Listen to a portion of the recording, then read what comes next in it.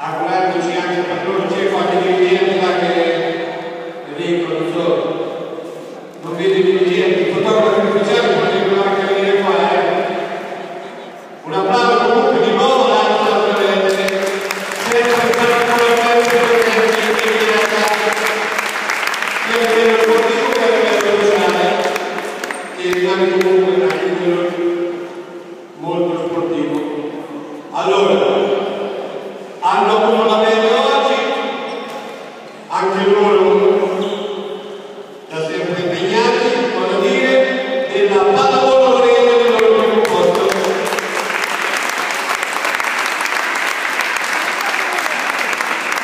Invito sempre i tecnici e i dirigenti per una foto, c'è qualcun altro in panchina lì. Non si fanno andare spesso le fotografie, facciamole.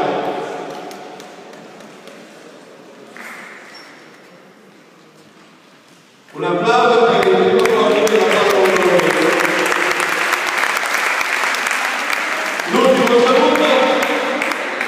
saluto, anche se in parte è stato fatto all'inizio, non può che andare a Paolo Venelli, da sempre impegnato in questo organizzazione dobbiamo essere oggi è stato a fare il fotografo, ma lui va bene anche più giorni. Lui lavora a seguire, lavora dietro le quinte.